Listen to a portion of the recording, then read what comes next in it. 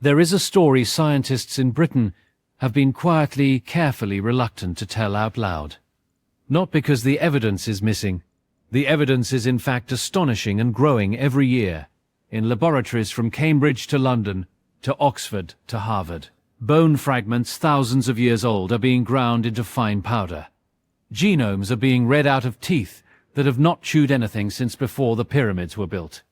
Sample by sample, century by century, an old deep map of who has lived on these islands is being drawn and redrawn and quietly redrawn again. But somewhere between the laboratory and the public, a particular question keeps slowing down. A particular kind of bloodline, an ancient one, claimed by some, hoped for by others, whispered about in old country pubs and in certain corners of the internet. A lineage said to flow, thinly, almost invisibly, from the very first people of Britain, all the way through to a living, breathing few. And around that question there has settled a strange, polite quiet, a reluctance, a caution, a door not exactly locked, but not exactly opened either.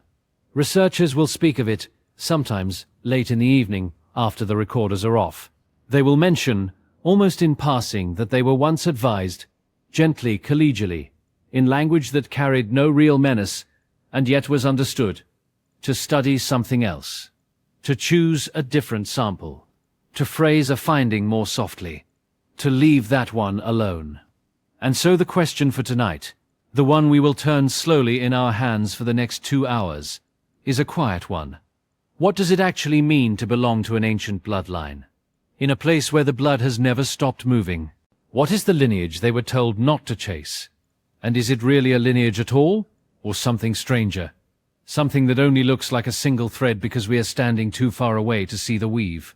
Tonight we are going to walk slowly through all of that, through bone and chalk and rain, through hunter-gatherers and farmers, Romans and Saxons, plagues and ploughs and the long patient drift of cells.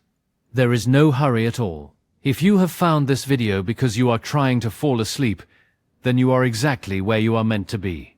That is the whole point of these long, quiet evenings together. If you would like more of them, perhaps consider subscribing.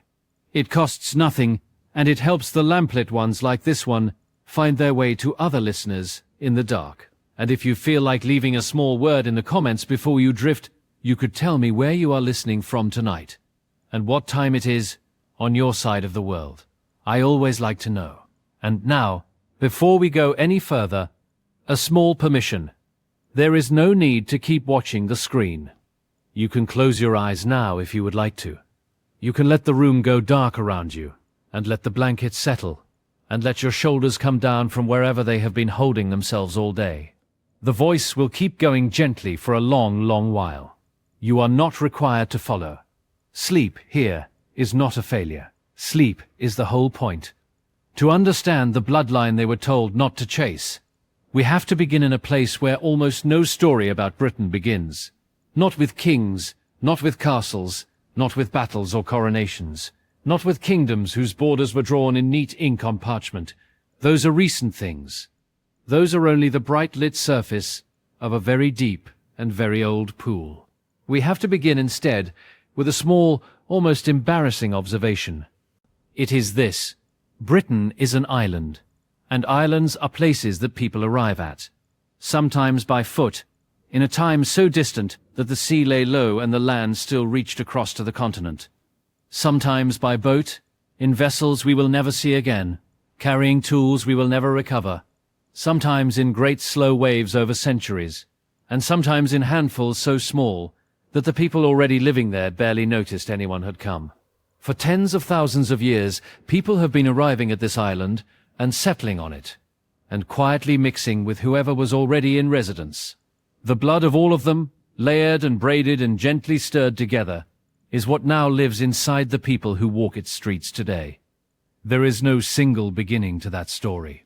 There are many, and tonight we are going to visit them slowly, one at a time, with no need to remember any of them at all. I want to begin not with the bloodline itself, but with what a bloodline turns out, on closer inspection, not to be. Because the word carries a picture with it, and the picture is misleading, and most of the trouble in this whole quiet field comes from the picture rather than from the science. So we will spend a little while gently setting the picture down, the way one sets down a heavy coat after a long walk, and looking at it from the side, and seeing how thin it actually is. The phrase bloodline does not come to us from biology.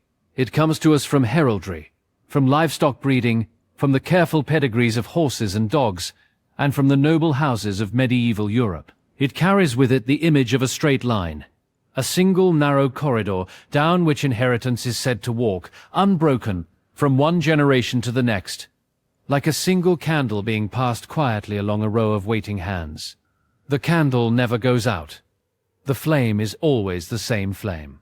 The corridor never widens, never branches, never loops back on itself. It is a tidy and rather beautiful image, and for centuries it lived comfortably inside stud books and family Bibles and the cold stone of cathedral monuments. You can almost see one of those old books now if you let yourself.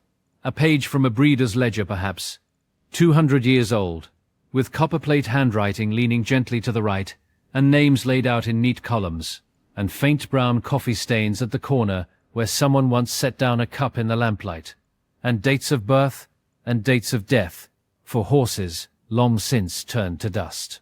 That is the world the word bloodline was made for. It is a world of careful pens and quiet stables, and one line going down the center of the page. The trouble is that in modern population genetics, this image does not survive contact with the data. Every human being carries roughly 23,000 protein-coding genes arranged across 23 pairs of chromosomes, half inherited from each parent. And every generation you walk back into the past, the number of ancestors who might have contributed to your DNA doubles. 2 parents, 4 grandparents, 8 great-grandparents, 16, 32, 64. Keep walking, gently, and within only 30 generations, well within the span of recorded English history, the theoretical number of your ancestors exceeds the number of human beings who have ever lived on the earth. Which is impossible. So the lines must cross. The pedigree must fold back on itself, again and again, in ways no heraldic chart was ever designed to show. Your ancestors are not a tree, they are a braided river, a delta, a watershed. The candle is not one candle. It is thousands of candles, all lit from one another, sharing wax, sharing flame, sometimes burning beside each other for a generation, and then drifting apart again. Geneticists have a name for the place in the past where, looking backward, every line of human ancestry in a given region must finally converge. They call it the most recent common ancestor. And for the populations of the British Isles, that point sits surprisingly close in time. Perhaps only 1,000 years ago, perhaps less. Every English farmer, every Welsh shepherd, every Cornish fisherman, every Highland Scot alive on the island today almost certainly shares at least one common ancestor somewhere in the early medieval period, if not later still. The neighbors in the next village are cousins. The strangers on the next train are cousins. The picture of the lonely candle passed down one narrow corridor simply cannot describe what has actually happened.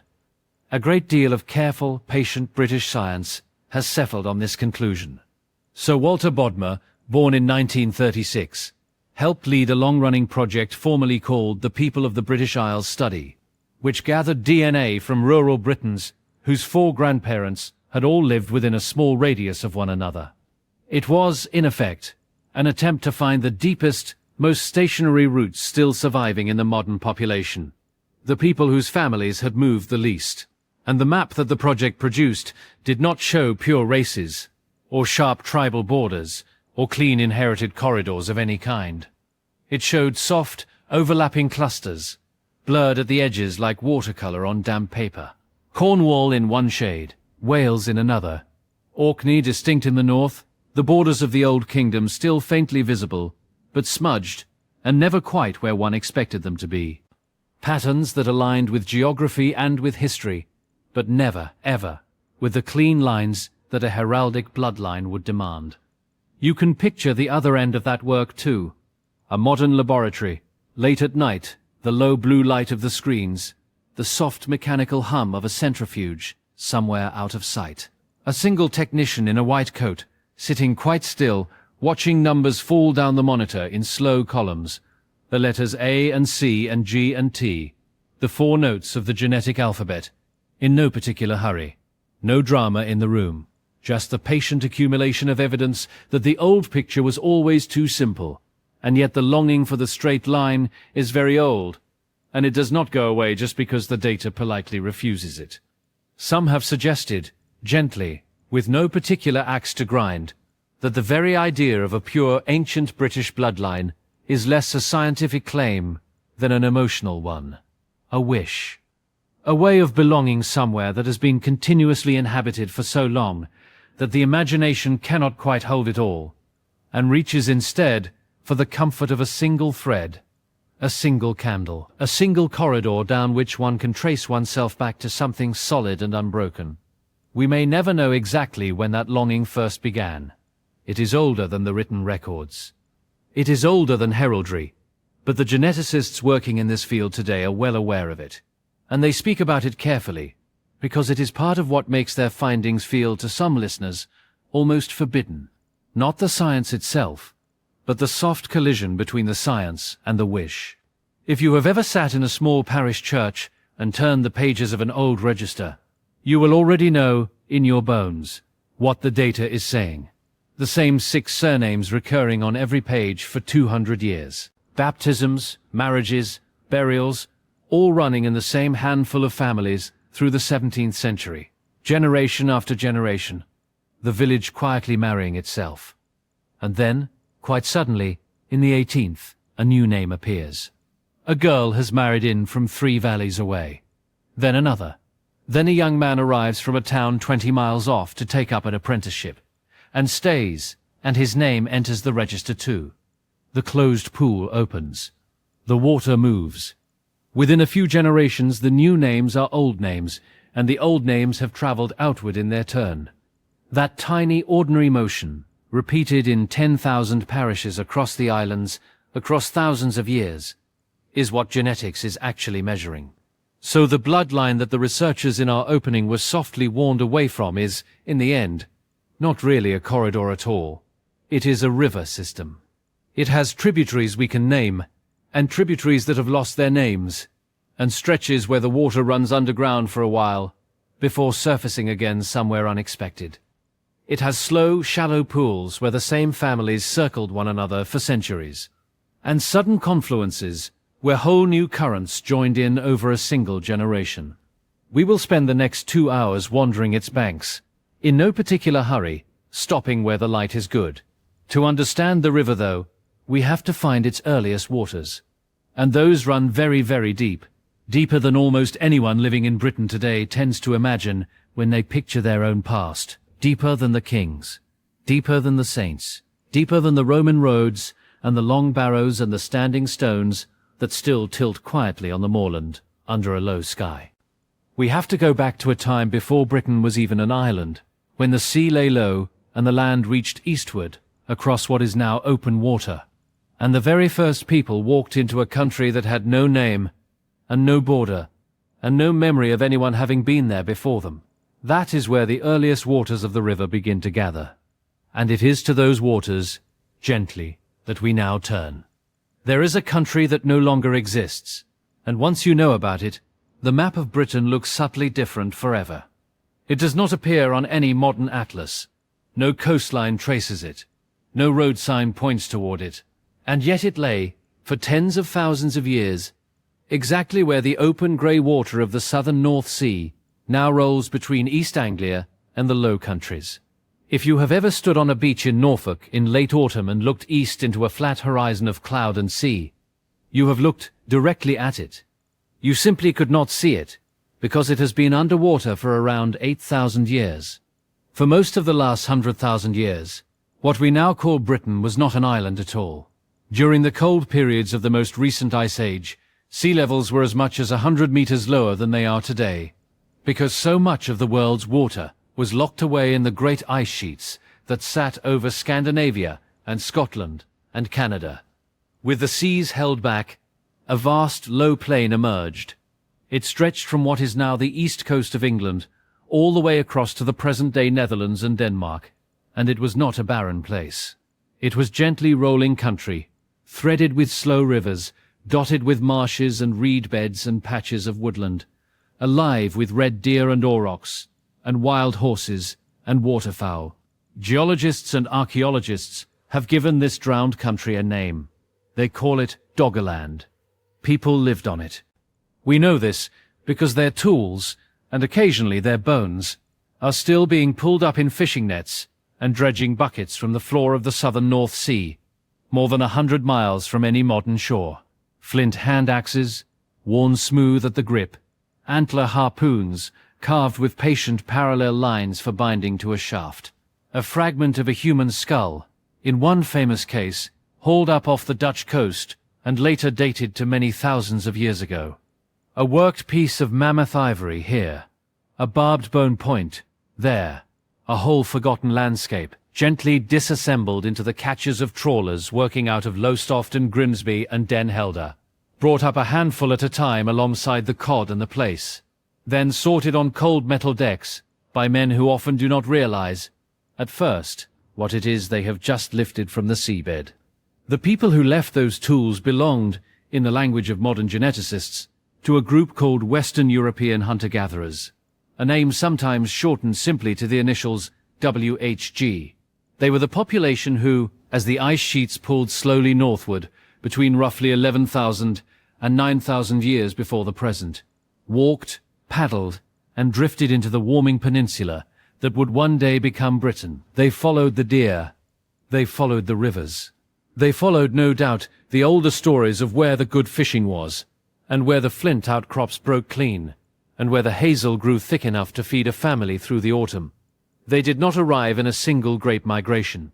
They seeped in, over centuries, the way water finds its way into low ground. By around 6,200 years before the Common Era, give or take a few centuries, the rising seas had finally closed the last of the land bridges.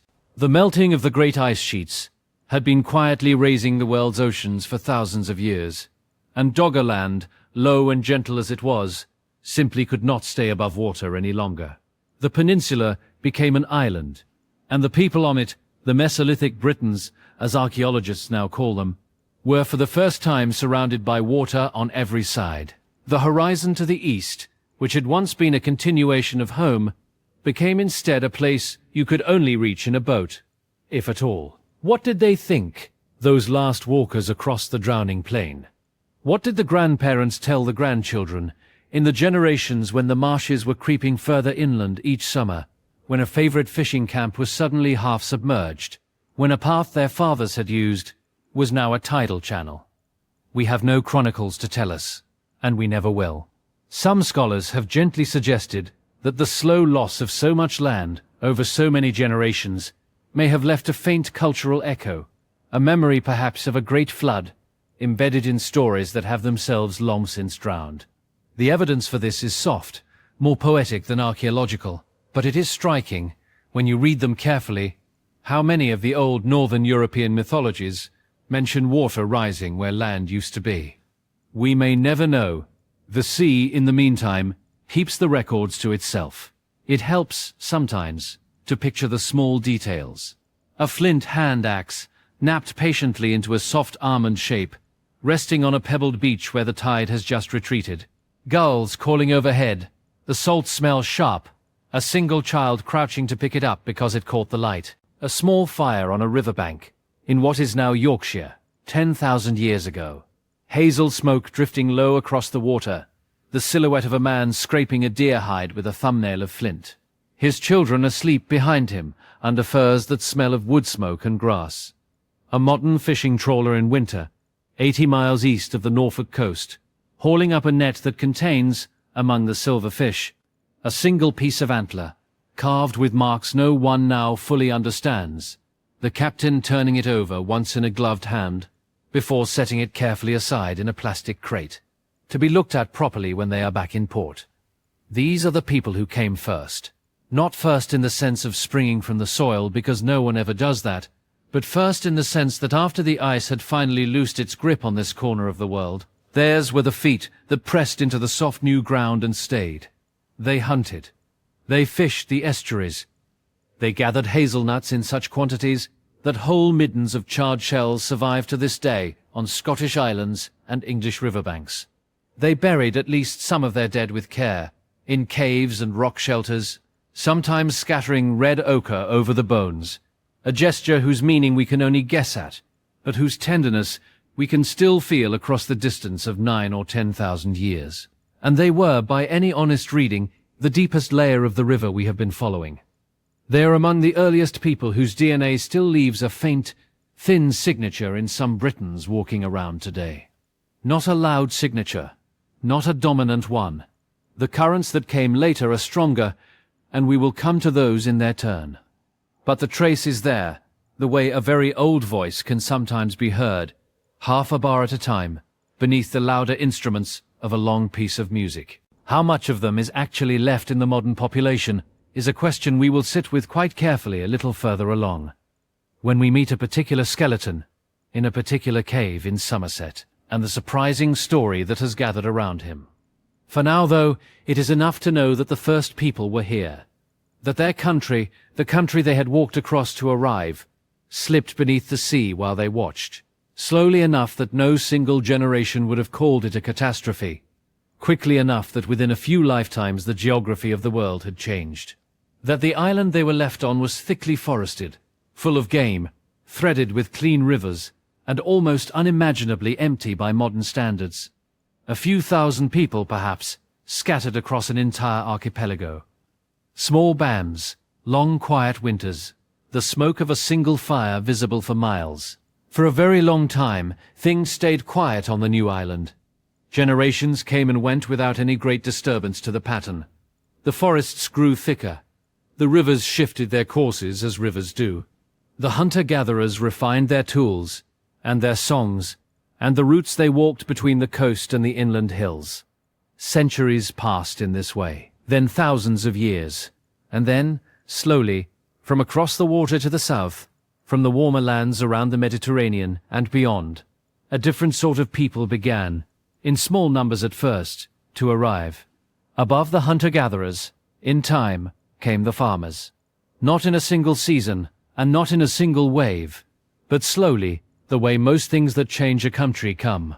Around 4,000 years before the Common Era, 6,000 years ago, give or take a century, something began to shift on the island of Britain that had not really shifted in the tens of thousands of years before it. New objects appeared in the soil, and the soil itself began to be turned in new ways.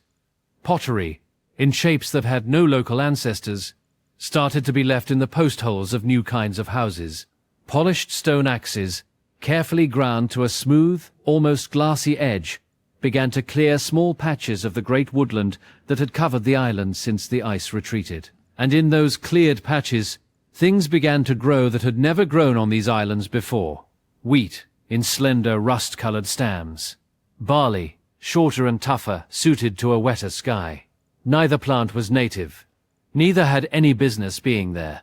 Their seeds had traveled hand to hand and field to field, across thousands of miles and thousands of years.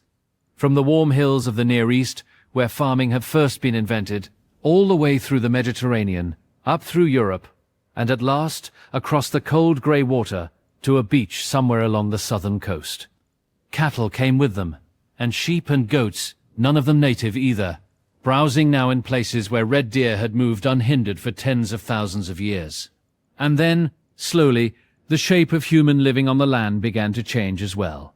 Long timber houses appeared, the kind a family could grow old in. Earthworks were dug, great oval enclosures with broken ditches called causewayed camps, where people seem to have gathered for reasons we can still only partly reconstruct.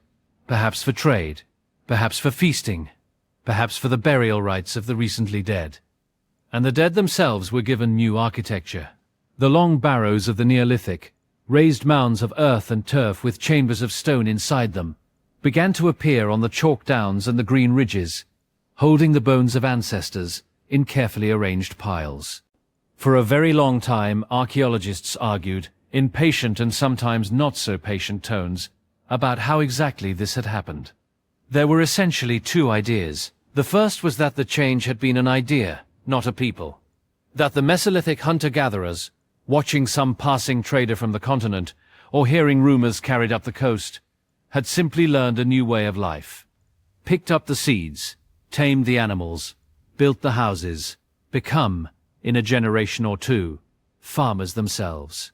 The second idea was that the people had come, that the farmers were not the old population transformed, but a new population arriving, bringing seeds and stock and pottery and burial customs all together in one slow, persistent tide. For most of the 20th century, these two ideas swung back and forth in the journals like a slow pendulum, with one side then the other, gathering the more fashionable supporters. There was no way, really, to settle it. Pots and bones could be argued in either direction. And then, in the last 15 years or so, ancient DNA settled it, in a way that surprised even some of the researchers who had been working toward the answer. Genetic material, painstakingly extracted from Neolithic skeletons across Britain, from Orkney down to the south coast, told a remarkably consistent story. The genetic signature of Neolithic Britons is overwhelmingly continental. The arrival of farming on these islands was carried almost entirely by the arrival of farmers. The Mesolithic people, the deep older layer we were sitting with a little while ago, did not in any large numbers become farmers themselves. They were, very largely, replaced. It is a quiet word for a very large event. Replaced. The geneticists tend to use it carefully, hedged with phrases like, to a large extent, and in the bulk of the genome, because nothing in this story is ever quite total. There is always some thread of the older population that survives, somewhere in someone. But the numbers, as they stand now, are striking. The dominant ancestry of the people who built the long barrows and tilled the first British fields was not from the island. It was from across the water. And quite where exactly across the water is still a question of careful ongoing argument. Some of the genetic threads point south, down along the Atlantic seaboard, toward what is now Portugal and Spain and western France.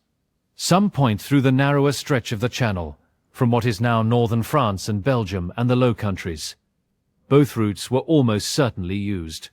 The proportions are still being refined, study by study, year by year, as more bones are sampled and more sequences run. This is where one of the older, more romantic ideas about British ancestry begins to flicker quietly to life. And it is worth pausing on for a moment, gently. There was once a notion, which circulated quite widely in popular writing of the last century, that the British were essentially descended from a tribe of Spanish fishermen, crossing the Bay of Biscay in long, low boats some 6,000 years ago. It was a vivid picture, and it travelled far. The reality, as best we can tell, is gentler and more diffuse than that. There is some real Iberian-flavoured ancestry layered into Britain's earliest farmers, threaded among the broader continental signal. There is no evidence of one single tribe, no single voyage of founding fathers and founding mothers. But the image itself of small wooden crafts skimming a wide grey sea, with families and goats and bundles of seed grain aboard, is not entirely fiction. Some scholars have suggested we underestimate how often that sort of crossing happened, in the centuries on either side of 4000 BCE. We may never know how many of those boats sank in deep water and were lost without record. We may never know how many of them made it, at dusk, to a quiet beach somewhere in Cornwall, or along the Welsh coast, or in the soft mouth of a Devon river, and were pulled up onto the shingle in the rain by tired hands. What we do have are the small, stubborn traces those people left behind. A handful of charred wheat grains, 6,000 years old, lifted with the careful patience of tweezers from the post-hole of a Neolithic longhouse in Wiltshire. Each grain no larger than a pinhead, tiny and black, and brittle as a flake of ash. The hollowed shell of a single oak, perhaps 15 meters long, drawn up on a grey beach at the mouth of an English river under a thin spring rain, while children chase one another through the wet sand, and a woman sets down a basket of seed. The lintel of a chambered tomb at dawn, the great stone above the entrance darkened by lichen, the cold air inside smelling of damp earth and very old time. And if there is a single, neat, ancient British bloodline anywhere in this story, then it has to be reckoned with right here. Because here, in the slow continental tide of the Neolithic, is where most of the Mesolithic threads are quietly tucked out of sight. Here, around 4,000 years before the Common Era, is where the river of British ancestry takes its first great turn. The older water does not vanish, exactly. It is still in there, somewhere very dilute, running beneath the new. But the visible surface of the population, the people whose houses and tools and dead now mark the land, are largely new arrivals. The question of what it means to belong to an ancient bloodline becomes, at this point, very quietly more complicated than it was a chapter ago. And yet, even so, not all of the older people vanished. Not entirely. The thread thins, almost to invisibility, but it does not quite snap. Somewhere, in some small valley, in some family that married into the newcomers rather than withdrawing from them, the old Mesolithic signature kept being passed on, in fragments, generation by generation, century by century, far beyond the moment when anyone could possibly have known they were carrying it. In one particular cave, in one particular gorge in the green hills of Somerset, the bones of one of those older people have lain in the dark for almost 9,000 years, waiting very patiently for someone to come along and ask the right question. He is, in many ways, the most famous ancient Briton no one has ever met. You will not find a portrait of him in any gallery. You will not find his name on any monument. And yet his face, or something very like it, has looked out at millions of people from newspaper pages and museum displays, with a quiet, almost patient expression, as if he had simply been waiting all this time to be noticed. His skeleton was found in the year 1903, in a cave called Gough's Cave, in Cheddar Gorge, in the county of Somerset, in the soft green southwest of England. The men who found him were workmen, not scientists. They had been digging in the slow, careful way of Edwardian cave exploration, with lanterns and trowels and a great deal of dust, when they came upon the bones of a young man, almost complete, lying where he had been laid down some 9,000 years before. He has been known, ever since, by a name that is half village and half mystery. He has been known, simply, as Cheddar Man. Radiocarbon dating now places him at between roughly 9,108,700 years before the present. He is, in other words, a Mesolithic hunter-gatherer, one of the first people who lived on these islands when they were still thinly forested, still very recently island from the continent, and still emptier of human beings than we can quite imagine. The land around him would have been a country of small smoke fires and long silences, of red deer slipping between birch trees, of rivers full of fish that no one yet had a written word for. His remains are now kept in the Natural History Museum in London, where they have been studied with great care for more than a century. Some years ago, a team of researchers managed to extract DNA from a tiny sample of bone taken from the petrous part of his skull.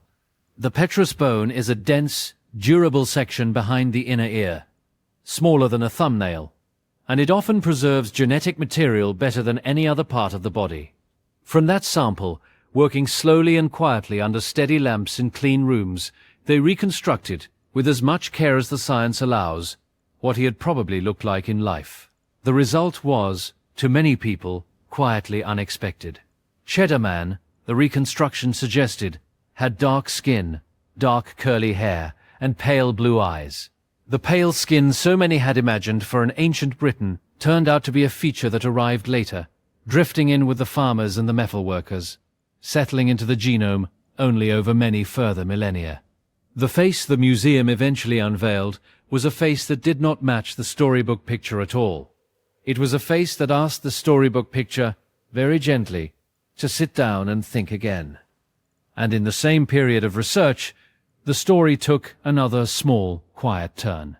Some of the media coverage at the time drew a soft line between Cheddar Man and a modern local, a schoolteacher who lived in the Cheddar area, and who, when his own DNA was tested, was found to share a small but detectable amount of ancestry with the man in the cave. The science of that comparison is genuinely complicated. Not everyone agrees on how strong the link really is, and some have urged a great deal of caution about reading too much into it. But the picture of it has stayed with people. A teacher in modern Somerset, walking to school on an ordinary Tuesday morning, along lanes that wind beneath the same limestone hills, carrying perhaps a faint genetic whisper from a young man who once lay down in a cave 9,000 years ago. Some have suggested that Cheddar Man is, in a small and very partial way, the closest thing modern science has to a pure ancient Britain. Not because he is unmixed himself, for no one truly is, but because so much of him has, by accident of cave and climate, been preserved. We may never know whether his lineage continues anywhere directly. The evidence hints, very gently, that traces of his world live on in some Britons today. The traces are small, they are scattered, they are real.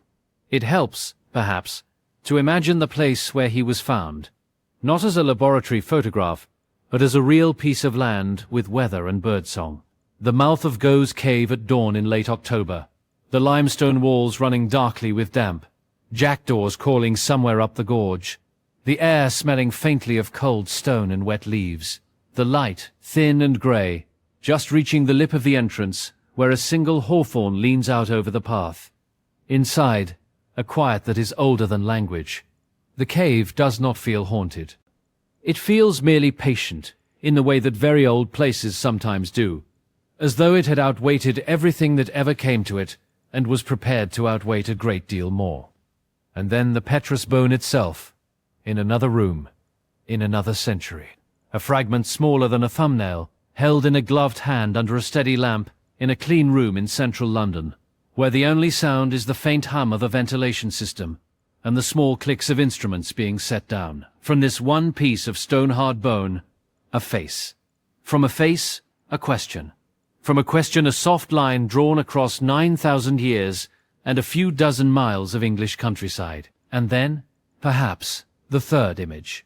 A primary school in the village of Cheddar. On an ordinary Tuesday morning, the bell ringing for the start of lessons, children moving in scuffed shoes across a warm wooden floor, coats hung in untidy rows. A teacher, holding a register, turning his head as a small voice asks him a question. He is, by every measure that matters to a child, simply a teacher. He is also, if the science is even partly right, a very distant and very partial relative of the man whose bones lie in a glass case in London. Neither he nor the children would have any reason to think about it. It would not feel like ancestry. It would feel like Tuesday. If there is a forbidden bloodline anywhere in Britain, this is the soft, romantic candidate, the one that runs back from a quiet schoolteacher in Somerset to a single skeleton in a single cave in a single gorge, the one that allows a person to stand on a particular patch of English ground and say, with at least some honesty, my people were here, in some form, before there was such a thing as England, before there was such a thing as Britain, before there was even a name for the country at all. Whether the line really runs that straight, whether it is one thread or many tangled threads, we will return to gently later on. For now, it is enough to let Cheddar Man rest where he is. To picture him not as a specimen, but as a young man who once knew the smell of wood smoke and the taste of river water, who walked under stars that have shifted only slightly since, who lay down in the back of a cave one autumn and did not get up again, and whose bones the limestone quietly kept, almost intact, for 90 centuries. 90 centuries, while empires rose and fell on continents he had never heard of. 90 centuries, while the language that would one day name him came into being out of older languages he could not have understood. 90 centuries of simply lying still in the dark. But Cheddar Man is only one body. He is only one thread in a tapestry made of millions. The story of the bloodline is the story of thousands and thousands more. Most of them nameless, most of them never radiocarbon dated, most of them returned long ago to soil and root and river silt. And in the centuries that followed, the farmers, after the long houses and the chambered tombs, another great change began to settle, very slowly, on the island. A change that came not in the holds of small wooden boats with seed and cattle, but in the hands of people who carried, glinting at their belts and in their packs, the first soft gleam of metal. After the farmers came the metal. It arrived quietly, as most great changes do, not with trumpets, but with traders, with travelers, with small groups of people stepping off small boats onto familiar shingle beaches and being absorbed. Over a season or two, into the rhythms of villages that had stood for 1,000 years. Around the year 2500, before the Common Era, a new culture began to spread across Britain. Archaeologists call it the beaker culture, after the distinctive bell-shaped pottery vessels found tucked into graves of the period, their sides flaring outward like the bowl of a hand cupped to drink. The beakers are beautiful in their own modest way, reddish or buff in color, incised with horizontal bands of cord-impressed pattern, small enough to lift in one palm. They turn up across Western Europe, from the lower Rhine to Iberia, and then in time, in the chalk graves of southern England and the cist burials of Scotland. With the beakers came copper, and with copper came tin, and from the careful alloying of the two, in the workshops of the south and west, came bronze. The tin was mined in places like Cornwall, where streams running off the granite carried heavy black grains of cassiterite that could be panned out by patient hands. The copper came in part from the Welsh hills, from the great workings at the Great Orme in what is now Llandudno, where a network of narrow tunnels was hacked into the rock with stone hammers and antler picks. And with the bronze came a slow but profound change in the genetic makeup of the island. This is the part that took a long time to understand, and that ancient DNA has only recently made clear. Recent work, drawing on more than 1,000 ancient genomes, one particularly large study having examined 1,039 individuals buried in Britain from the Bronze Age onward, has shown that this period saw a very substantial new wave of ancestry arriving from continental Europe. The Neolithic farmers who had themselves so thoroughly replaced the older hunter-gatherers were now, in turn, very substantially replaced. Within a few centuries, perhaps as much as 90% of the genetic ancestry of Britons traced back not to the Long Barrow builders, but to incoming populations from the eastern continent, peoples with roots that stretched back to the steppe and the great river valleys beyond. It is a remarkable number, 90%, and the strangest thing about it is how quietly it seems to have happened. This was not a war. There is no archaeological evidence of mass slaughter, no battlefields strewn with the dead, no burnt-out villages on a national scale, no layer of ash and broken pottery to mark a single terrible year. It seems instead to have been the long, quiet, generation-by-generation arithmetic of a society in which some families had more children, more cattle, more access to bronze tools, and slowly, the names on the church register, so to speak, began to change. A daughter married in, a son married out. A grandchild grew up speaking the incomers' words alongside the older ones. A great-grandchild only spoke the new. And after enough generations, the shape of the population was different, without anyone in any particular year having noticed that it was changing at all. The monuments these later peoples raised, or finished, or made their own, are still on the landscape. Stonehenge in its final phase belongs to this world. The great henges and avenues of Wessex, the long ceremonial pathways across the chalk, the round barrows that dot the downs of southern England in their hundreds, all of them rise from this slow, patient swap of one population for another, layered over the older Neolithic earth. The bluestones had been brought from the Preseli Hills in Wales long before, and the great sarcens had been hauled from the Marlborough Downs by the people who came before. But it was the beaker folk and their descendants who walked under those lintels in the centuries when the monument was at its most used, who drank from their small clay cups in its shadow, who buried their dead in tight crouched postures, with a beaker by the head and a copper dagger at the hip. Some have suggested that this great Bronze Age turnover is one of the moments that any honest geneticist will admit makes the idea of a single ancient British bloodline almost impossible to sustain. The Mesolithic threads thinned. The Neolithic threads thinned in their turn. Whatever was here before kept being folded into whatever was coming next. We may never know exactly why so many of the older families left so little behind. Perhaps it was disease, carried in on the new arrivals against which the older inhabitants had no resistance. Perhaps it was the slow advantage that comes with cattle and bronze and a wider trading web. Perhaps it was simply the quiet pull of marrying into the family with the metal tools. The evidence keeps pushing, gently, towards something less like conquest, and more like absorption, like the way a wide river takes a smaller stream and within a mile you cannot tell which water is which. Picture for a moment the things they left behind. A bronze dagger lifted from peat after 4,000 years. The green patina of copper carbonate lying soft over a blade that is still, in places, bright underneath. The wooden handle long since rotted away to a faint dark stain in the soil. A round barrow at evening on the Wiltshire Downs. The low sun gilding the sheep grazing on its slope. A single hare standing motionless at its summit, as though it were the keeper of the place. The smelting hearth of a Bronze Age workshop in Cornwall. Charcoal smoke drifting up between low stone walls. The smell of hot stone and burnt resin. The ring of a small hammer falling slowly into the dusk, while the tin cools in its rough mould. These are the textures of a world that was no longer Neolithic, but not yet anything we would recognize.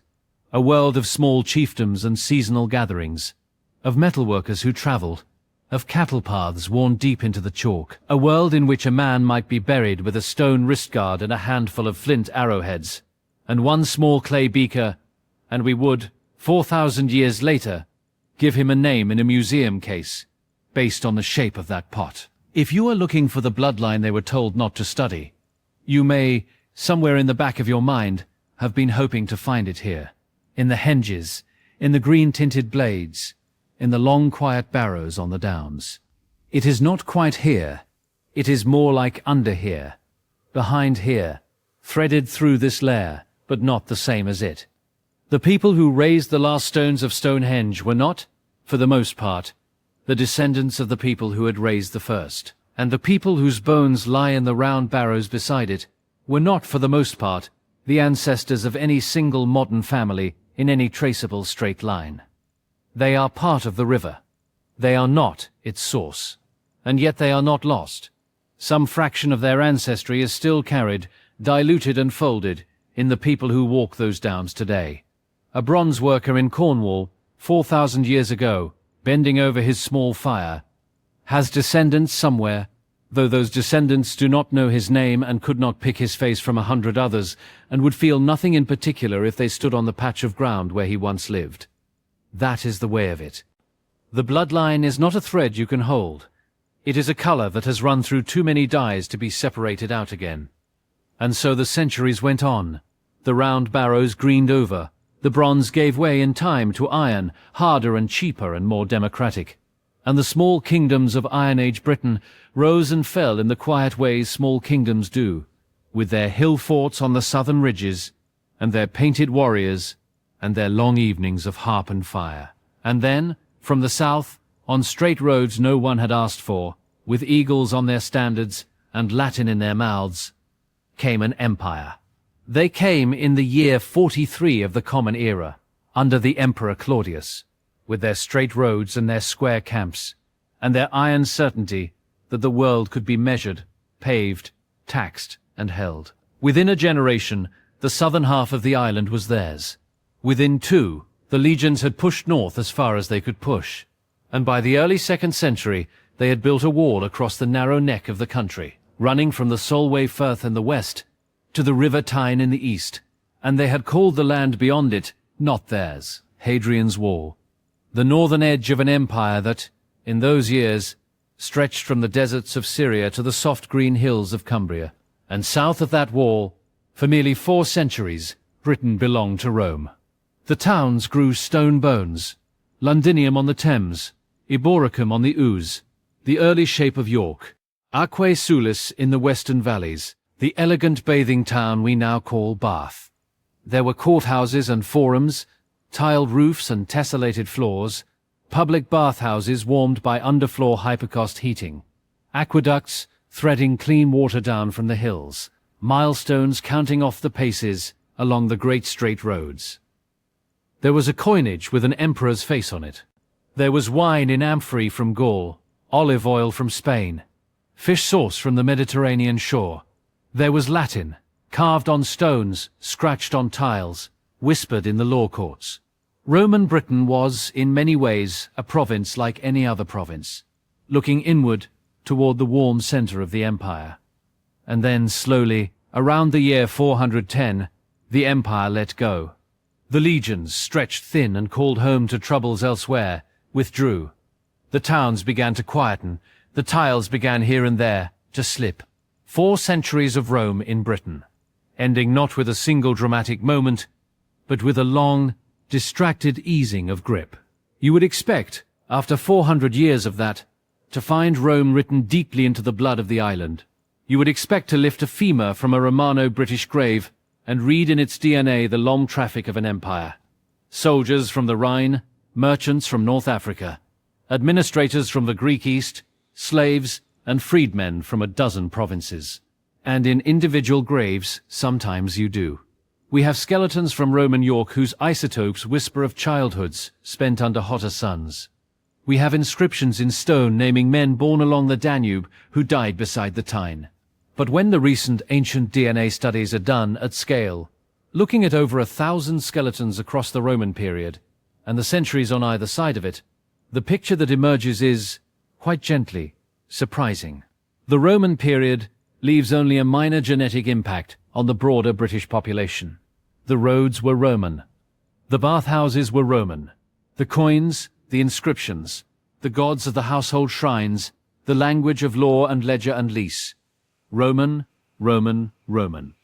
But the people walking those roads, soaking in those baths, counting out those coins, were, overwhelmingly, the descendants of the Bronze Age and Iron Age populations who had been here long before the emperor's ships first scraped the southern shingle.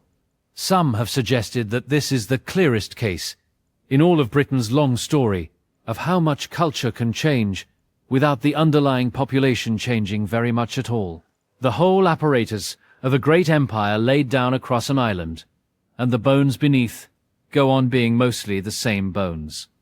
The opposite possibility is also worth holding gently, that in specific places, near specific forts, and in specific port towns, the Roman genetic footprint was greater than the island-wide average suggests. We may never know the full local picture. A single coastal town with a garrison brought from Syria, a single country estate with household servants from North Africa, a single river-mouth trading post with Gaulish merchants and their families settled into the local streets.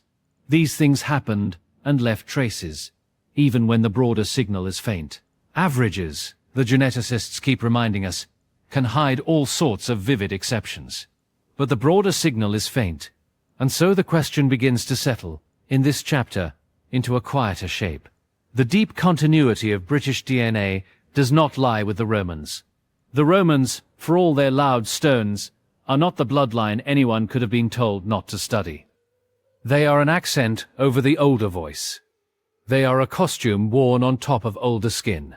Picture, for a moment, the baths at Aquae Sulis on a cold morning in, say, the year 200. Steam rises thickly from the green water of the sacred spring into the colonnaded courtyard. The smell is of warm stone and sulphur, faintly of wood smoke from the furnaces beneath the floors. There is the soft slap of wet sandals on tiled floors, the murmur of conversation in 2 or 3 languages, the splash of someone lowering themselves into the heat. The goddess of the spring is here, called Sulis Minerva, a careful blending of a local British deity with a Roman 1-2 names laid over a single older presence in the water. The people in the baths, mostly, are locally born. Their grandparents farmed the same valleys. Their bones, when archaeologists lift them centuries later, will read as British under the Latin epitaphs. Or picture a milestone on a Roman road in Northumberland, half sunk now into a sheep pasture, the carved Latin still faintly legible in the raking afternoon light. The road runs straight across country that does not want straight lines, and the milestone counts off paces to a fort that has been a low green mound for 1,500 years. Sheep graze around it without curiosity. Once, a young soldier, perhaps born somewhere along the lower Rhine, walked past it on his way north. He left no descendants here, or so few that the signal cannot be found. Or picture the hearth of a small Romano-British farmhouse in the chalk country of Hampshire. There is a clay lamp burning, fed with olive oil that has been shipped in stages, all the way from the Mediterranean. There is a woman grinding wheat in a saddle quern, the same shape of quern her great-grandmother used, grinding the same lineage of wheat, in the same patient circular motion. She wears, perhaps, a small brooch of Romano-British design, and she speaks a language we cannot quite recover, somewhere between the Celtic of her grandparents and the Latin of the tax collector who came through the village last spring. Her children will inherit her bones more than they inherit Rome. This is the texture of Roman Britain, in the genetic sense. A brilliant, durable, deeply influential guest visit. 4 centuries of architecture and administration and trade, of new gods placed beside old ones, of new words folded into old mouths, of villas built and abandoned, of legions arriving and in time walking away.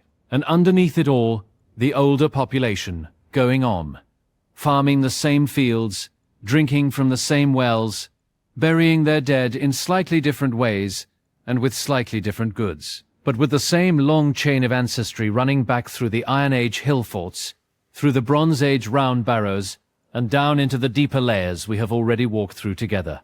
And the bloodline the historian in the opening was told to leave alone, the one that supposedly should not be studied, is not the Roman one either.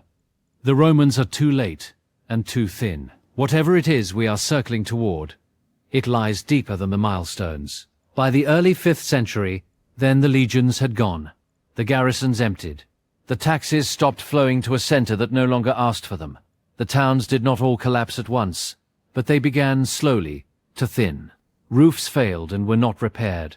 The forum at one town was given over to grain storage, at another simply to grass. The roads remained, because Roman roads remain.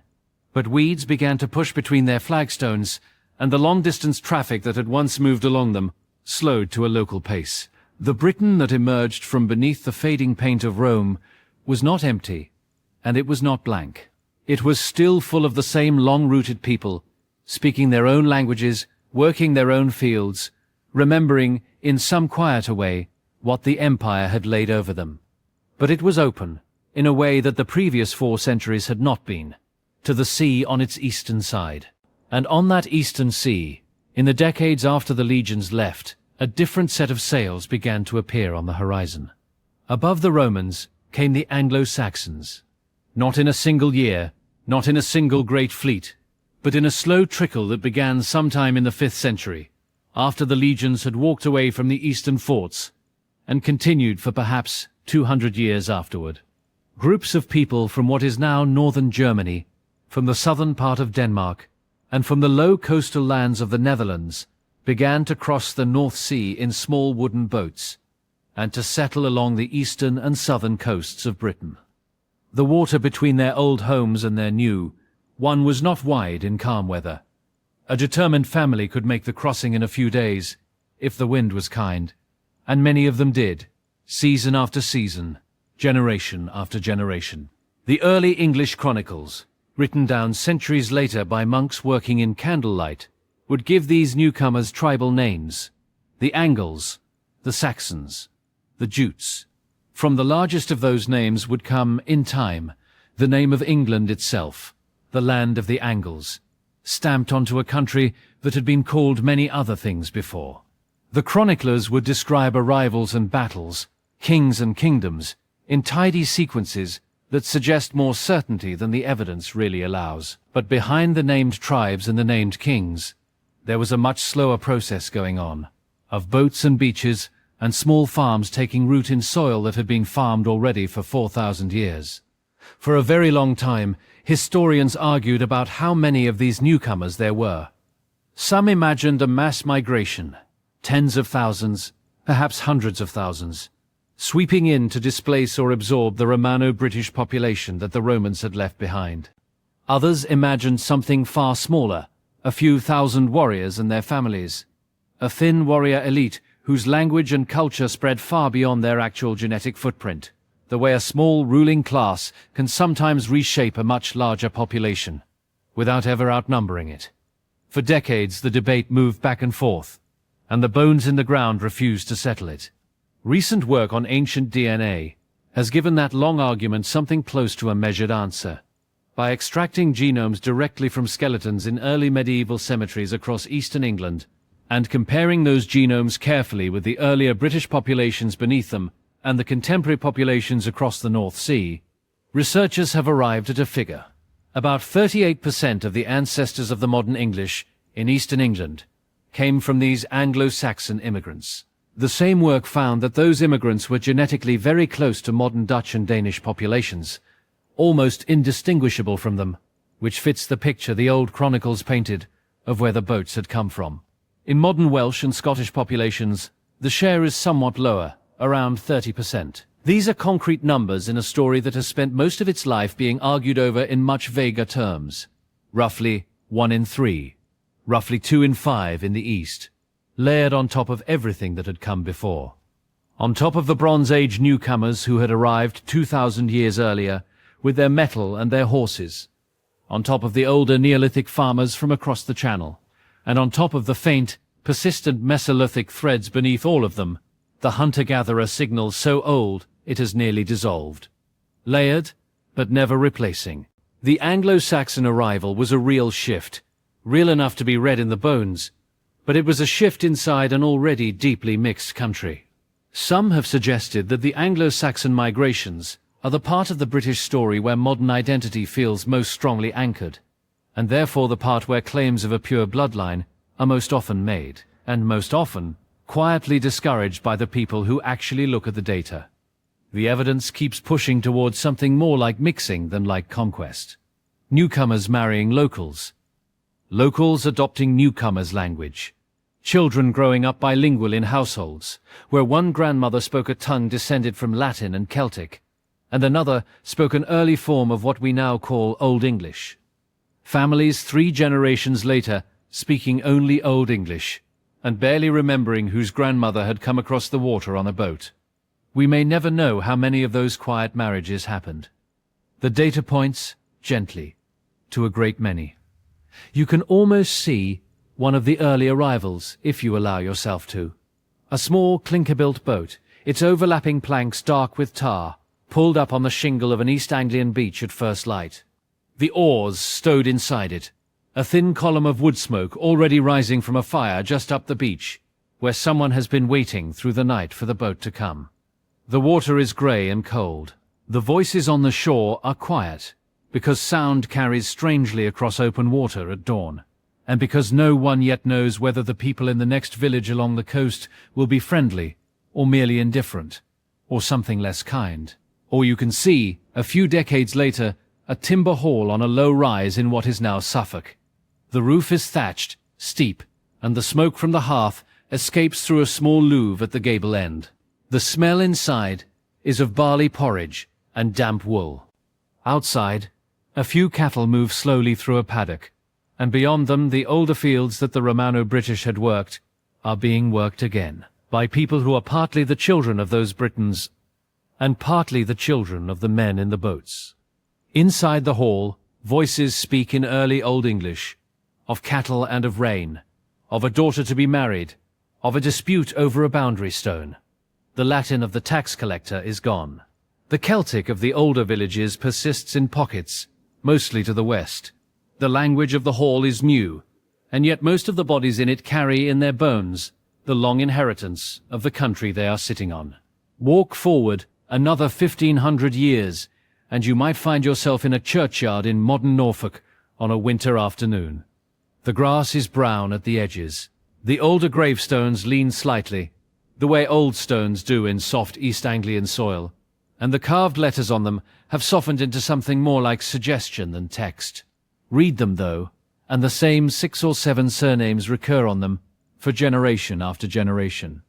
Some of those names are Anglo-Saxon in origin. Some are Norman, laid down later. Some are older still, traceable, faintly, to the Celtic substrate the Anglo-Saxons found when they arrived. None of the families buried there are pure anything. They are simply the long product of all of it, lying together under the same yew tree. Roughly a third of the modern English, then, carry Anglo-Saxon ancestors in a clear and measurable way. 2/3 of them do not, or rather, carry that ancestry only in fragments, mixed with everything else that has flowed into this island over the last 10,000 years. The bloodline the historian in the opening was told to leave alone is somewhere inside that arithmetic, but it cannot be pinned to any single one of its decimal points. It is not the Angles. It is not the Saxons. It is not the Jutes. It is something that runs through all of them, and beneath all of them. And a percentage figure, however carefully measured, cannot quite catch it. By the 7th century, the kingdoms had taken shape. Kent in the southeast, with its Jutish associations, East Anglia among its quiet fens. Mercia in the Midlands, Northumbria stretching up toward what would later be the Scottish border, Wessex along the southern coast. The monks were beginning to write things down. The land was being measured in hides and ploughs. The boats from the continent still came, but more slowly now, more often as traders than as settlers, and the country they arrived into had begun to call itself, in its own new language, England. And then, a few centuries after the first Anglo-Saxon keels had touched the eastern shingle, a different kind of sail began to appear on the northern horizon. Broader thaler, painted often with stripes of red and white, square against the grey sky. The men beneath those sails carried names that the chroniclers, when they came to write them down, would write down in fear. The Vikings are loud in the chronicles. In the genome they are quieter and stranger, and more uneven across the island than most people tend to imagine. The sagas remember them as a single great hammering force on the northern shores. The DNA remembers them as something more like weather, heavy in some places, almost untraceable in others, settling into certain coasts and certain islands, and leaving other valleys, just inland, largely untouched. By long tradition, the first recorded Viking raid on Britain is the attack on the monastery of Lindisfarne, on a small tidal island off the Northumbrian coast, in the year 793. The chroniclers wrote of it in the language of omens: lightning in the sky, dragons seen in the air, and then the heathen men coming out of the sea against the Church of God. It is one of those dates that scholars still set down as a kind of hinge, the moment when one age of the island gave way to another. Whether it was truly the first such landing, or only the first that the monks happened to write down, we cannot now be sure. From that year onward, for 2 centuries and more, Norse raiders and traders and settlers from what is now Norway, Denmark and Sweden would arrive on British shores in wave after wave. Some came for plunder, and took it, and went home again. Some came for trade, and stayed long enough to build a quay and a warehouse and learn the local tongue. A great many came eventually to stay altogether. They married into the local families. They were buried in the local soil. Their children grew up speaking a slow blend of Old English and Old Norse, and could no longer have said with any certainty which side of the sea their grandparents had thought of as home. In the late 9th century, a large area of eastern and northern England came under Norse rule and Norse law, a region remembered now under the single name of the Danelaw. Its boundary ran in a long diagonal across the country, and within it, the customs and the courts and the units of land measurement all carried a Scandinavian accent. In the Orkney and Shetland Islands, far to the north, Norse settlement was so sustained that the older Pictish layer beneath it was almost entirely overwritten. In parts of the Hebrides, and on the Isle of Man, and along the northwestern coasts, the same pattern repeats in softer form. The longships came in, and the families they brought stayed. You can still hear them in the names of things. Villages ending in the syllable by, like Whitby and Selby and Grimsby. Villages ending in Thorpe, in Thwaite, in Toft. Hills in the northwest called fells. Streams called becks. Small wooded valleys called gills. The very vocabulary of the northern landscape still carries the accent of the longships, even where the people walking those hills have long since forgotten where the words came from. A child learning the local geography is, in a quiet way, learning Old Norse. Genetically, the Norse footprint in Britain is real, and it is measurable, but it is highly regional. Studies of fine-scale British DNA structure consistently show stronger Scandinavian-related ancestry in Orkney, in Shetland, in parts of the northeast of England, along the northwest coast, and on the Isle of Man. Elsewhere, even in places where the chronicles describe Norse armies and Norse kings, the genetic signal is much fainter. The Vikings were not, in genetic terms, a uniform tide over the whole island. They were more like a series of coastal stains, deep where they landed, faint where they did not. Some have suggested that this unevenness is itself a small mystery worth sitting with. Why some valleys hold so much Norse ancestry, and the next valley over holds almost none, when the old laws describe whole regions falling under Danish rule together. The full local story we may never recover, but the evidence keeps gently reminding us of something the chronicles cannot show. Political control and genetic flow are not the same thing. A king can rule a region. The families in its villages may still, year after year, marry mostly among themselves. Picture the shore at Lindisfarne in late summer, long after the raids have ended. The tide is low, and the causeway stones are dark and slippery, and a single sea pink is growing in the cracks of an older stone wall. The wind comes sharply off the North Sea, the same wind that once filled the striped sails and now only ruffles the feathers of the eiders out on the water. The monastery has been rebuilt, ruined, rebuilt again. The grass on its low mounds grows the way grass grows over any old human place, indifferent to who once stood there. Picture an Orcadian farmhouse in November. It is low and stone-walled, set sideways into the slope so that its gable end faces the prevailing wind. Peat smoke rises from a short chimney and is torn away almost at once. Inside, a family is eating a slow evening meal, speaking with vowels and rhythms that still hold an echo of something older than English. The names of their fields, the name of the bay below, the name of the hill behind, are all words that came in on those long ships and never left. Picture a village green in Lincolnshire on a long summer evening. The church tower was built by masons who learned their craft in Normandy. The lanes around it bear Danish names. The hedges have grown for 1,000 years over boundaries that were drawn in a language no one in the village now speaks. Children run across the grass in the last of the light. None of them know which of their ancestors came on which boat, and it has long since ceased to matter to the running of their game. In the year 1066, a final upheaval related to the Norse world reached Britain, but in a slightly different form. The Normans, themselves the descendants of Norse settlers, who had been granted land in northern France a century and a half earlier, had over those generations taken on French language and French custom. By the time their fleet crossed the Channel, they no longer thought of themselves as Vikings at all. Their genetic impact on the broader population of England was modest. They were, after all, a relatively small ruling class set down over a much larger native one. Their cultural impact, in language and law and architecture, was enormous. The castles they raised, the words they brought into English, for court and cuisine and governance, the great cathedrals they began to build, all of it changed the surface of the country far more than it changed its blood. And so, by the end of the 11th century, the layers of the island had grown deeper still. Beneath the Norman lords, the Anglo-Saxon peasantry. Beneath them, in places, the older Britons.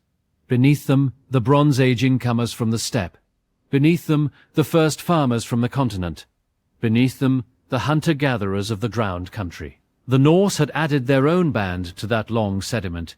Here a thick seam in Orkney, there only a thin smear in the south. None of it had been erased. All of it had simply settled, one layer upon another, beneath the feet of the people walking the lanes.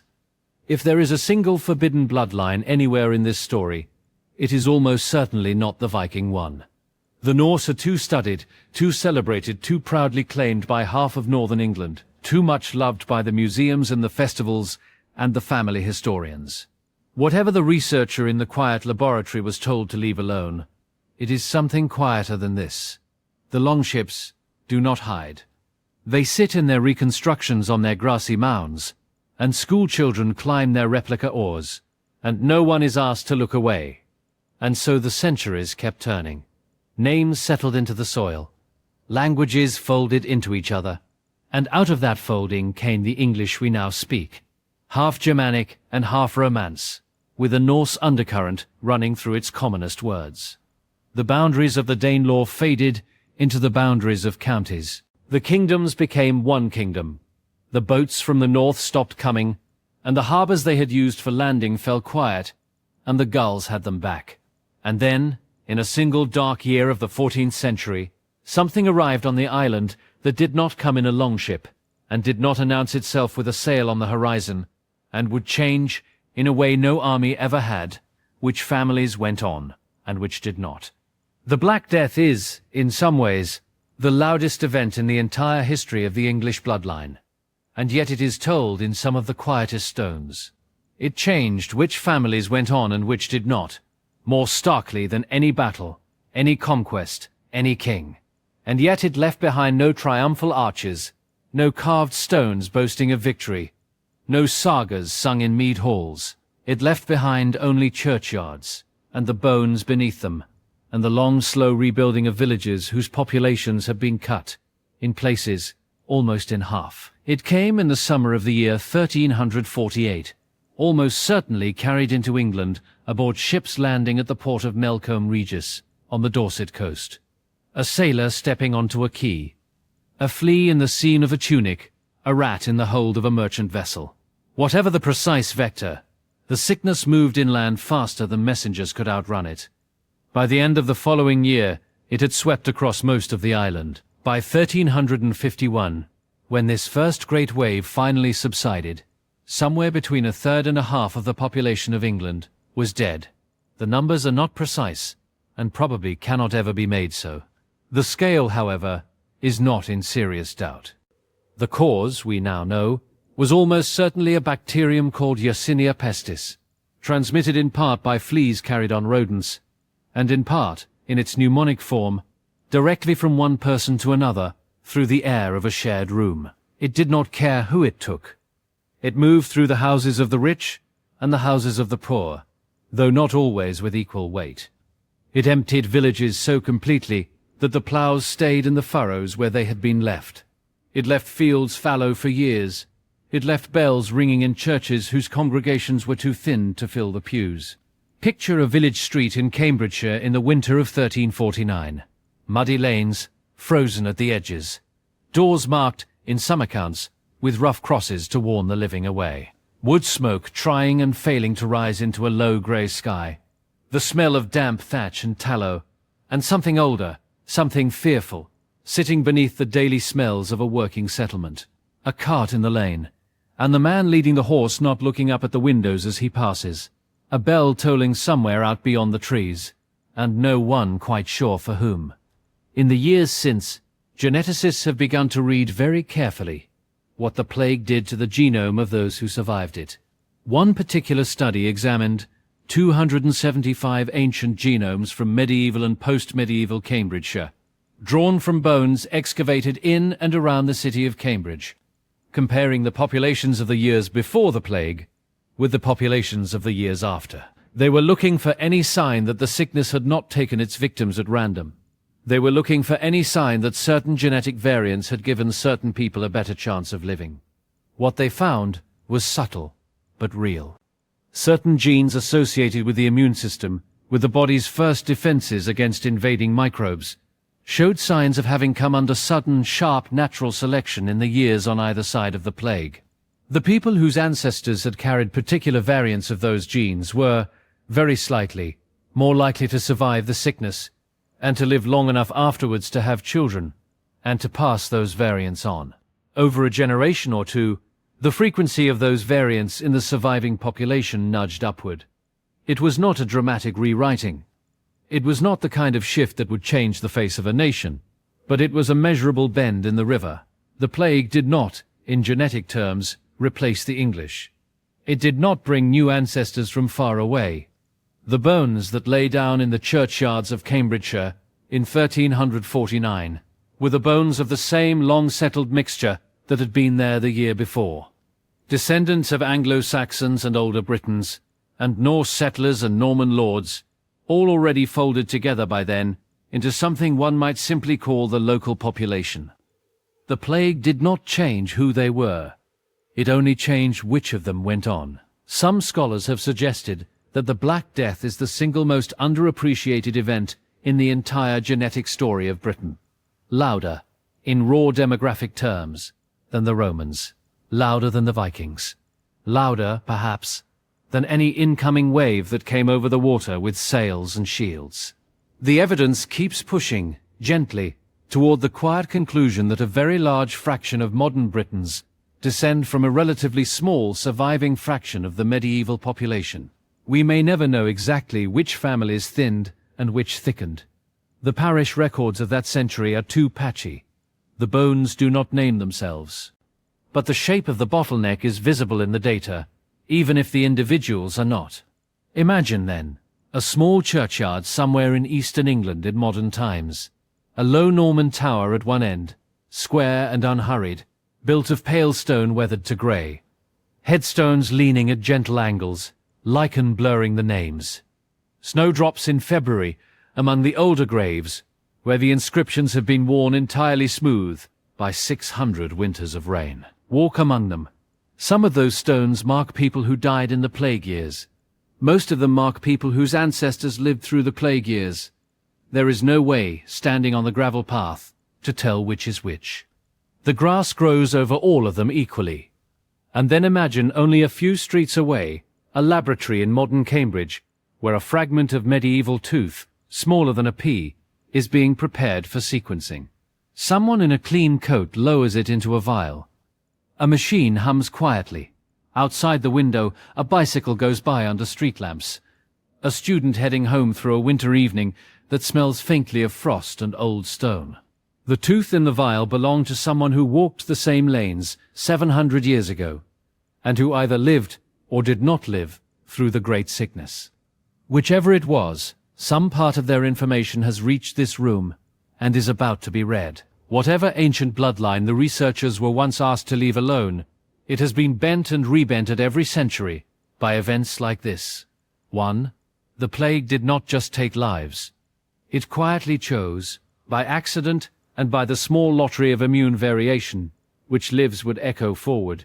The longer one looks at the long story, the harder it becomes to point at any single strand and say with confidence, this one, here, runs unbroken from the deep past. Every strand has passed through some narrowing. Every strand has lost siblings, cousins, whole branches, in years when the bells did not stop ringing. After the worst of the first wave passed, the plague returned again and again over the following centuries, in smaller outbreaks, never quite with the force of that first arrival, but enough to keep pruning the tree. The population of England did not recover its pre-plague size for a very long time. Wages rose because labour had become scarce. The shape of villages changed. Some were abandoned altogether, their houses melting back into low green ridges and fields that are still called, on old maps, by names no living person uses in speech. You can walk over the foundations of a vanished settlement on a summer afternoon and feel only that the grass is slightly uneven beneath your shoes. And so the centuries kept turning, and the survivors married the survivors, and their children married the children of other survivors, and the genetic signature of that great narrowing settled into the English population so thoroughly that it became simply the baseline, the ordinary, the thing one would call English without thinking. The bend in the river became the river. Whatever the strange caution in the laboratory was about, it was being written, in part, in years like these.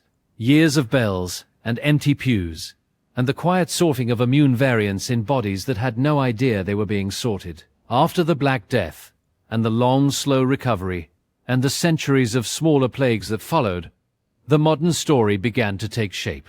The mills came. The cities grew, the ships went out to further coasts, and came back with new people aboard. And modern science, in its turn, began to look at all of this with new instruments, and new questions, and a particular new caution about what it might find, and about what it might be wise to say aloud once it had found it.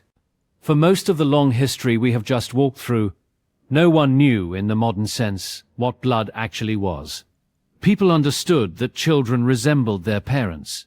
They understood that certain illnesses ran in certain families. They understood that breeding sheep for one trait or another produced sheep with that trait. But the substance of inheritance, the thing itself, the molecule that carried the pattern of a person from one generation to the next, was not yet known. It was an invisible logic operating inside everybody that had ever lived on the island, and not one of those bodies from the man in the cave onwards had any way of seeing it. The thing itself was first described, in its now famous shape, in the city of Cambridge in the year 1953. James Watson and Francis Crick drawing on essential and at the time undercredited work by Rosalind Franklin and Maurice Wilkins, set out the structure of DNA as a double helix. Two strands wound gently around each other, each carrying a chemical script that the other could complete. It was an elegant solution to a question people had been circling for 100 years. And from that moment on, the question of who anyone was descended from began, very slowly, to acquire a different kind of answer. Not a story handed down, a code, read out.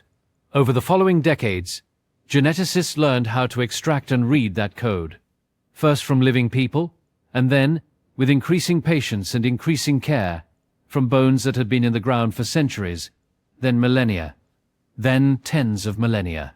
The field came to be called ancient DNA, often shortened in the literature to aDNA, and it was largely born in the laboratories of the 1980s and 1990s, when the first faint genetic signals were teased from old samples.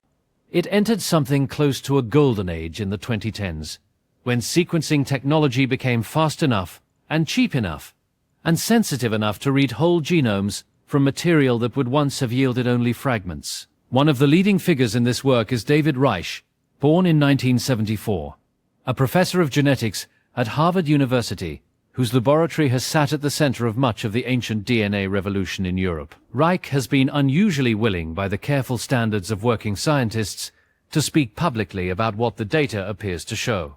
He has said, in plain and almost startling language, that the great perspective change from ancient DNA study is this: people living today are almost never the descendants of the people who lived in the same place thousands of years before. The land remains. The names of the rivers often remain. The people, when you read them in their bones, have nearly always been replaced, or so deeply mixed that the word descendant loses its ordinary meaning. In Britain, the most prominent figure in fine-scale modern genetic mapping has been Sir Walter Bodmer, the geneticist born in 1936, whose people of the British Isles project gathered DNA samples from rural Britons across the country. Bodmer and his colleagues looked specifically for people whose four grandparents had all been born within a short distance of one another, hoping to catch the older patterns before the great 20th century churn of internal migration washed them away. The maps they produced did not show a pure island. They showed a quilt, a patient overlapping quilt, stitched together over many thousands of years, with soft seams in the places where one might have expected hard borders. A separate and very large ancient genome study, drawing on more than 1,000 skeletons spanning the Bronze Age through the early modern period, has filled in the deeper layers of that quilt.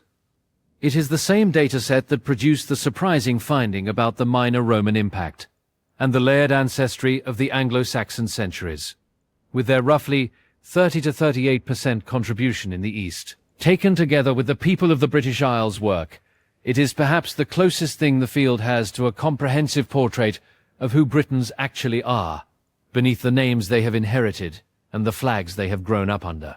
And then, layered over all of this, there are the migrations of the last 2 centuries, the industrial movements and the long arrivals from every other coast the ships could reach.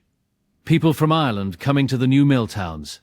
People from the Caribbean stepping off the Empire Windrush in 1948. People from South Asia, from West Africa, from Eastern Europe, settling into streets that had themselves been settled, again and again by earlier strangers. These newer layers do not erase the older ones, and the older ones do not erase them. They simply add to the quilt. The pattern grows more intricate, not less British, just more honestly itself. Both Reich and Bodmer, and a great many of their colleagues, have been careful to warn that DNA evidence is very easily misused. They have written and spoken, in books and lectures and public essays, about the danger of bloodline myths, about attempts to use ancestry data to support claims of racial purity, of indigenous superiority, of one group of people being more truly British, or more truly anything, than another. They have not banned anyone from studying anything. The science is open, the papers are published. The data sits in public repositories where any sufficiently patient researcher can read it. But they have, between them, helped to shape the language of the field, and that language is cautious. It is hedged. It is careful with words like native and indigenous and pure. It uses the word ancestry far more often than the word race, and quietly, between the lines of papers and at the corners of conferences, certain framings are gently nudged away from. Some have suggested that this is, in a soft and ordinary way, the closest the title of this long evening story gets to a literal truth. There is no list of forbidden samples, there is no banned bloodline. But there is a careful, collegial reluctance in this field. A reluctance to frame any particular British lineage as the deep, real, original one. Because such framings have historically been used in ways the scientists themselves never wanted to be part of. We may never know how many graduate students were quietly told, over a cup of tea in a college common room, that there were easier theses to write than the one they were proposing. The conversation, if it happened at all, would not have been dramatic. It would have been kindly and brief, and would have ended with the student thanking their supervisor for the advice. Picture, then, a small modern laboratory just before dawn, a single overhead lamp, a row of pipettes resting neatly in a rack, the soft, constant hum of a freezer holding samples at -80 degrees, each tube labeled in tiny handwriting with a code that only the database can translate into a person. On the wall of a nearby office, a printed map of Britain, dotted with coloured circles in soft greens and blues and yellows, each circle a small rural population. Each population a story that took thousands of years to settle into that exact shade. And picture, somewhere not far away, a late evening conversation in a college bar in Cambridge, the kind of bar with low lamps and dark wood, and conversations that drift below the music. Two researchers are leaning over half-empty glasses. One of them is talking through an idea, a framing, a way of presenting a finding. The other listens, nods, takes a slow sip, and then says, gently, almost regretfully, "I wouldn't lead with that if I were you." And the first researcher does not argue. They simply nod back, and the conversation moves on to something easier. What they were told not to study, in the end, may not have been a particular family at all. It may not have been a single bloodline hidden in a cave or carried down a secret line of names. It may have been a particular way of telling the story of a family, a way of pointing at one strand in the long quilt and saying, "This one is the true one, and the others are not." The data, as it accumulates, does not support that kind of pointing. The data shows, instead, a place that has belonged to many peoples, and that has never quite belonged to any of them alone. Which brings us at last to the deepest part of the night, and to the question of what, exactly, is at the bottom of all of this. We have walked a long way tonight, through a great many centuries, and through a great many people, and now we have arrived at the gentlest and most uncertain part of the story. It is the part that does not so much answer the question we began with, as set the question down softly on a table, and turn the lamp toward it, and let us look at it together, without any need to decide. We have seen by now that the bloodline of Britain is not a single line. It is not the descendants of the man in the cave in Somerset, alone. It is not the Mesolithic hunter-gatherers who walked across the drowned country of Doggerland, alone. It is not the Neolithic farmers who came across the water around 4,000 years before the Common Era, in what the geneticists, almost reluctantly, have come to call an overwhelming arrival. It is not the people of the Bronze Age, whose long, slow replacement was tracked across more than 1,000 ancient skeletons. It is not the Romans, who left almost nothing genetic behind them, only roads and walls and the warm baths at Aquae Sulis. It is not the Anglo-Saxons, who account for about 38% of the ancestry of eastern England, and around 30% in parts of Wales and Scotland. It is not the northern sailors, deep in certain valleys and absent in others. It is not the survivors of the great sickness in the Cambridgeshire churchyards, whose immune systems quietly slanted the deck for everyone who came after them. It is not, finally, the Normans, or the industrial migrations, or the post-imperial centuries that have, in turn, layered yet more threads onto the cloth. It is not even, in any pure sense, the soft-hedged idea of Iberian fishermen drifting up the western coast, which lingers at the edge of the literature without ever quite stepping into it. The bloodline of Britain is, instead, all of these, held together, mixed and remixed and platted so many times that the strands cannot, by any honest method, be unpicked. The science is, on this point, increasingly clear and increasingly humble. And so the question of what scientists were told not to study turns out to be a softer, stranger question than it first appeared. Some have suggested that there was never any single forbidden sample at all. There was never a particular skeleton kept out of view, never a particular family quietly excluded from a study. What there was, and what there still is, gently, is a reluctance. A reluctance to give people what they want, when what they want is the wrong shape. People come to ancestry hoping for a line, a clean, single, ancient line. A family with deep roots in a particular valley. A village whose surnames have been there since the Iron Age. A bloodline, in the singular. The geneticists, looking at the actual data, keep finding that the line is not there. There are deep roots, there are very old threads, there are, in some Britons, faint and beautiful traces of the first people. But the threads are not arranged in lines. They are arranged in weaves, and the weaves include, every few centuries, someone arriving from somewhere else and being absorbed into the cloth. The reluctance, then, is not a reluctance to study any particular family. It is a reluctance to phrase the findings in a way that lets people believe, against the evidence, that they belong to a single ancient line. That reluctance is, by some measures, a quiet act of care. By other measures, it has the same shape as the title of this video. It is, in either case, real. We may never know who first decided that things should be phrased this way. The evidence keeps pushing, gently, toward the conclusion that no one did. It is the cumulative caution of a generation of scientists, the inheritors of Sir Walter Bodmer's careful project, and of the wider work in which the Harvard geneticists' quiet observation that we are almost never the descendants of those who lived where we live now, keeps surfacing in footnote after footnote. It is a caution shaped by watching, in the 20th century, what happened when ancestry data was used badly.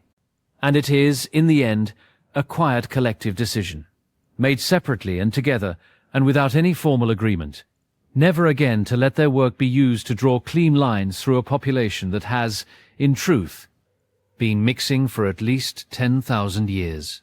Picture, then, a long handwritten footnote in the margin of a draft scientific paper. The words perhaps soften this paragraph, written in pencil, and then erased, and then written again by someone who is trying to be both honest and kind. Picture a laboratory at 3 a.m, the building empty, a single screen showing a quiet, patient graph of ancestry components, yellow and blue, and green and faintly grey. None of them dominant, all of them present, all of them part of the same person. Picture, last of all, a walk along an English river at first light.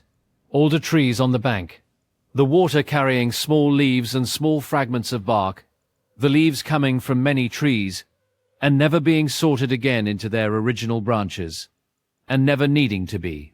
The bloodline they were told not to study, then, may turn out to be a bloodline that nobody anywhere can find. Not because it is hidden, but because nobody anywhere has one in the shape the question expects. There is an ancient ancestry. There is a deep continuity of place. There are, in some Britons, faint traces of the man in the cave, and faint traces of the farmers who crossed the water, and faint traces of every wave that has come since. There is no single thread.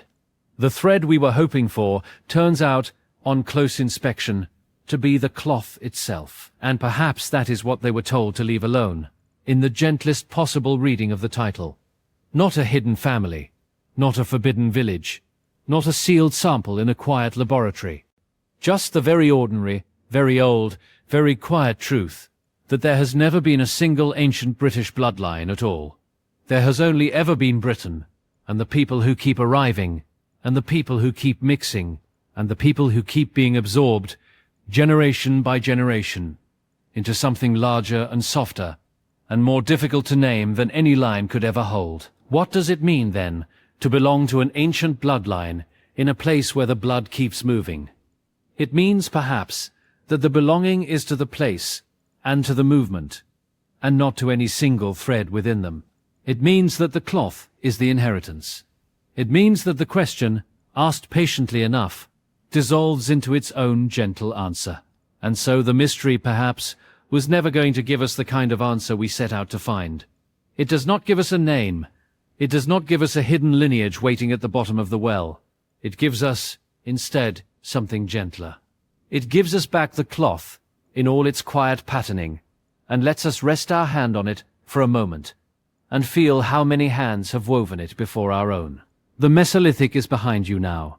The hunter-gatherers, with their flint blades and their small hearth-fires by the river, are far away, in a country whose forests have long since fallen and grown back many times over. The Neolithic farmers are behind you. The Beaker people are behind you.